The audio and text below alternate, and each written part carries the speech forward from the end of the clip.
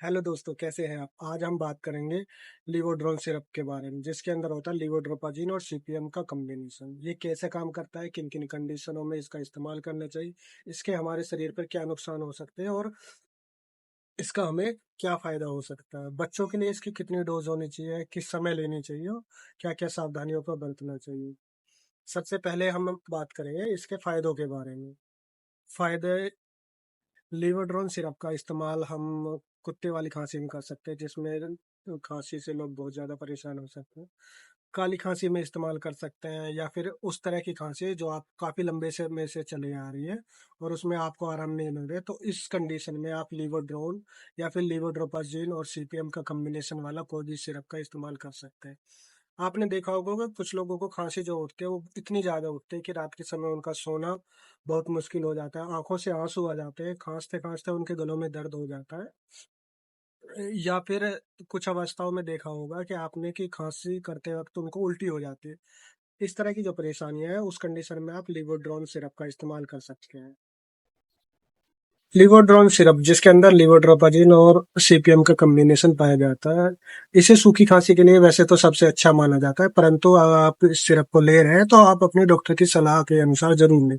ये नहीं है कि खुद से इस्तेमाल करते हैं। दूसरा, लिवोड्रोन सिरप की तरह ही मार्केट में और भी सिरप अवेलेबल होते हैं, जैसे कि रेप्टास आता है मैक्लोड कंपनी का, और रेसवास आता है डॉक्टर रेड्डी कंपनी का। तो आप अपनी सुविधा के अनुसार जो आपको अवेलेबल है वो खरीद सकते हैं। अब हम बात करेंगे कि लिवोड्रोल सिरप जो है ये कैसे काम करता है और इसका मैकेनिज्म ऑफ एक्शन क्या है। दोस्तों, मैं आपको बता दूं कि हमारे ब्रेन के अंदर जो है कफ सेंटर्स होते हैं, वो उनको सप्रेस कर देता है। बेसिकली क्या होता है, इसके अंदर जो लीवोड्रोपोजीन है वो हमारे न्यूरोपेप्टाइड जो होते हैं उनके रिलीज को ब्लॉक करके हमें खांसी में आराम देता है। जैसे इसका नाम से पता चल रहा है, लीवोड्रोपाजीन ये एक एंटीटसिव ड्रग है। मतलब हमारी जो खांसी को बार बार उठने की प्रकृति होती है उसे काफी हद तक ये कम कर देता है, जिससे हमें आराम महसूस होने लग जाता है। दूसरा, इसके अंदर होता है सीपीएम।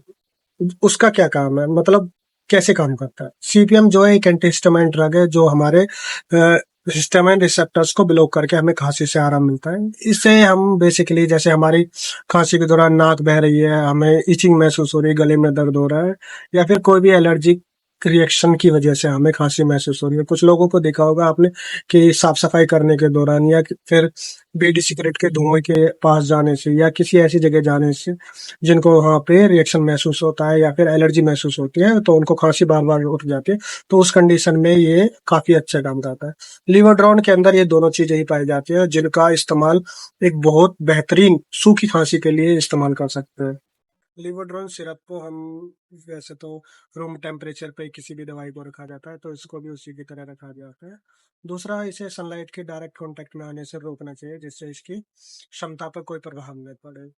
अब हम बात कर सकते हैं कि इसको लेते समय हमें किन किन सावधानियों का ध्यान रखना चाहिए। जब भी हम लिवोड्रोन सिरप लेते हैं तो हमें खासकर ध्यान रखना चाहिए कि प्रेगनेंसी के दौरान या फिर लैक्टेट मदर जो माताएं अपने बच्चों को दूध पिलाती है, तो उस कंडीशन में हमें इस सिरप को नहीं लेना चाहिए, या फिर अगर हम ले रहे हैं तो डॉक्टर की सलाह के अनुसार ही लें। डोज का भी ध्यान रखना चाहिए। बच्चों में इसकी डोज अलग होती है और अडल्ट में इसकी डोज अलग होती है। ज्यादातर देखा होगा कि आपने अडल्ट्स की जो डोज है 5 से 10 ml के बीच, उसका हाफ डोज, मतलब उससे आधी डोज ही बच्चों में ली जाती है। मतलब 1 से लेके 3 ml तक बच्चों के लिए रिकमेंडेड डोज होती है। लेकिन उसको लेते समय भी हमें ये ध्यान रखना है कि डॉक्टर की सलाह के अनुसार लें, खुद से इस्तेमाल ना करें। दूसरा, इसके क्या सावधानी हो सकती है कि कई बार हमने देखा होगा कि हमारी कुछ ऐसी दवाई चल रही होती है जिनके साथ इसका रिएक्शन होता है।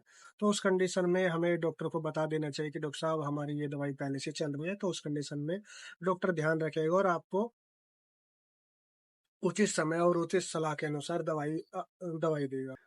लिवोड्रोन के क्या दुष्प्रभाव हो सकते हैं या फिर साइड इफेक्ट हो सकते हैं। लिवोड्रोन सिरप को लेते समय हमने मरीजों में नोटिस किया है कि उसका गला सूखा महसूस होता है, कई बार उसे नींद आती है, चक्कर आते हैं और गला सूखा सूखा सा महसूस होता है। दूसरा, हमें जब भी हम ड्राइविंग करते हैं तो उस दौरान हमें लिवोड्रोन सिरप का सेवन नहीं करना चाहिए, क्योंकि इससे नींद आती है और दुर्घटना होने का खतरा बढ़ जाता है। और हमें ध्यान रखना चाहिए कि हमें कोई भी ऐसे कार्य नहीं करना चाहिए जहाँ पे दिमाग का इस्तेमाल करना पड़े, या फिर हमें सतर्कता की आवश्यकता हो, तो उस दौरान हमें इस सिरप का इस्तेमाल नहीं करना चाहिए।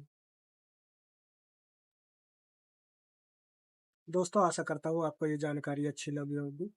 तो अगर आपको ये जानकारी अच्छी लगती है तो आप हमारी वीडियो को लाइक करें, शेयर करें, सब्सक्राइब करें और दूसरा शेयर उन दोस्तों को ज़रूर करें जिनको खाँसी लंबे समय से है या फिर उनको खाँसी रात के समय सोने ही नहीं दे रही है।